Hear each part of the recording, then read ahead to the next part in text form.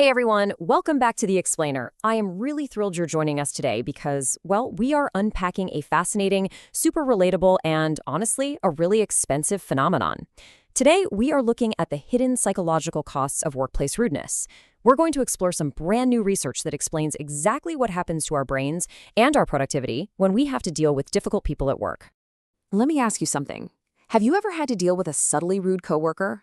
And look, I'm not talking about someone who shouts or throws things across the room. I mean that person who constantly interrupts you in meetings. You know, the one who conveniently forgets to CC you on those important emails, or maybe rolls their eyes when you pitch an idea, or just flat out ignores you. It is literally infuriating, right? Usually we just kind of brush it off, but as we're going to see in today's explainer, brushing it off actually takes a massive psychological toll. Okay, let's dive right into this. To really grasp what's going on, we need to academically define the core problem here.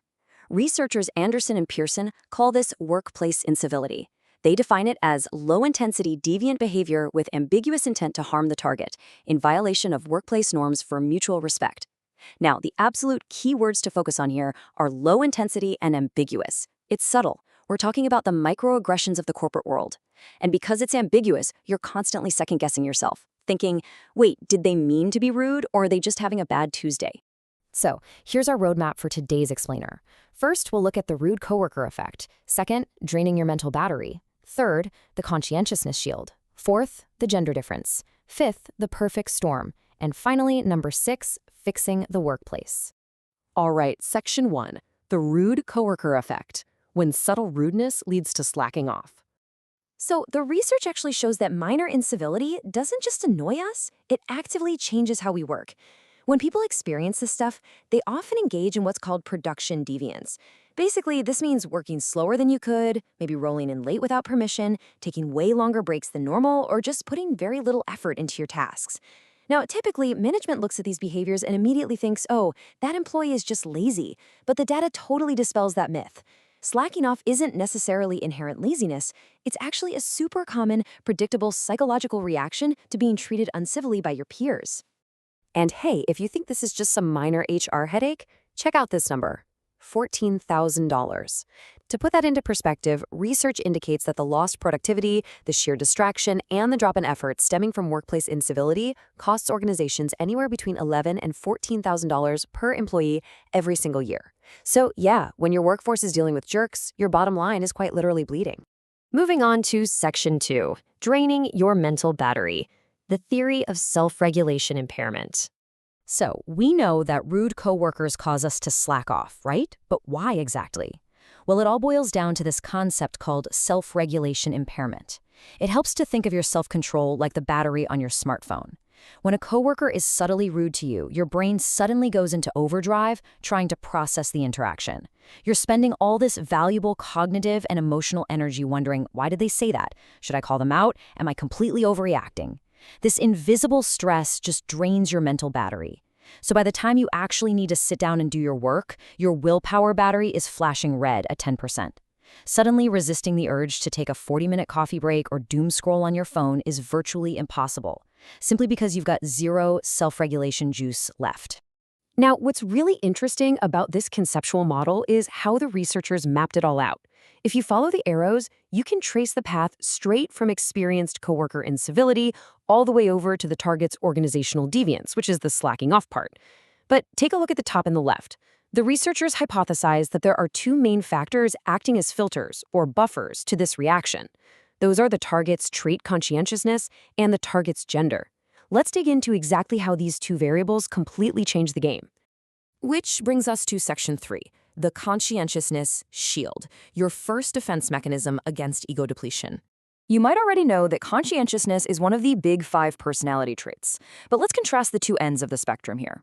Highly conscientious people are goal-directed. They have incredibly strong impulse control. They play by the rules, and crucially, they can transcend immediate stress. If you're highly conscientious and someone is rude to you, your brain basically says, okay, that person is a jerk, but I've got a promotion to earn. You stay locked in on those long-term goals. On the flip side, we have low conscientiousness. Folks on this end tend to be a bit more impulsive and get easily depleted by stressors. When they encounter rudeness, they just lack that innate willpower to stop themselves from reacting immediately and basically giving up on their tasks. Next up, Section 4, the gender difference, innate traits and social role expectations. All right, so let's introduce the second moderating variable here, how gender actually dictates our reactions to workplace incivility. According to the research, women possess both a greater innate ability and a stronger motivation for self-control compared to men when dealing with office jerks. But why is that? Well, it's a fascinating mix of evolutionary traits and social role theory. Evolutionarily speaking, data suggests women often score higher in traits like empathy and inhibitory control. But honestly, social role expectations play a huge part here. Society unfairly dishes out much harsher backlash on women for acting unprofessionally or showing anger at work. I mean, think about it. A guy who slacks off might just be seen as having an off day, but a woman doing the exact same thing faces way steeper penalties. Because of that, women are highly motivated to maintain their self-control and just keep working, even when their mental batteries are totally drained by a rude coworker. And this graph brilliantly illustrates that exact point.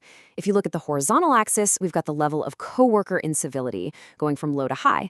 And on the vertical axis, we're looking at how much the employee slacks off based on supervisor ratings.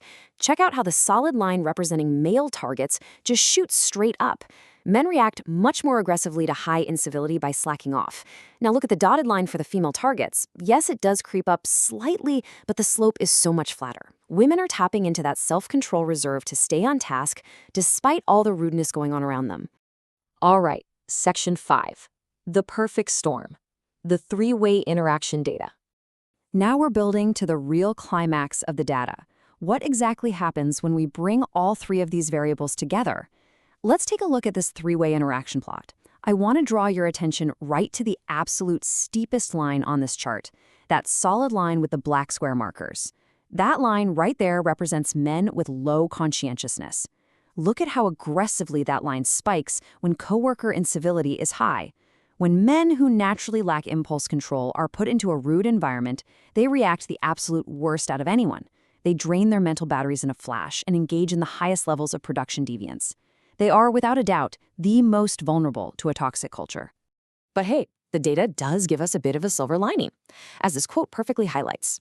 Targets with high levels of conscientiousness, regardless of gender, showed lower tendencies to engage in organizational deviance.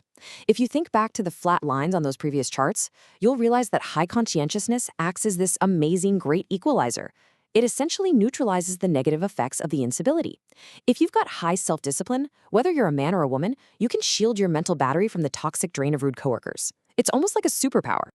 And finally, Section 6, fixing the workplace, practical implications for HR and management. So, the really crucial point here is that we have got to actively protect our employees' mental batteries if we want to stop this $14,000 leak. Here are some scientifically backed HR solutions to help build a culture of respect. First up, implement formal CRW training. That stands for civility, respect, and engagement in the workforce. You have to make respect a trained skill, not just a blind assumption. Second, conduct regular work climate pulse checks. You want to catch that subtle incivility before it just becomes the baseline norm at the office. Third, enforce strict zero-tolerance policies for uncivil behavior. And yeah, that means no exceptions no matter how much of a high performer that rude coworker happens to be. And finally, screen your job candidates for trait conscientiousness. Hiring self-disciplined people means you're building a workforce that is just naturally resilient to interpersonal stress. As we wrap up, I want to leave you with this final, kind of provocative thought to evaluate in your own daily work environment. How resilient is your workplace culture against the slow drain of subtle incivility? Are your teams actually equipped with the self-control to handle it?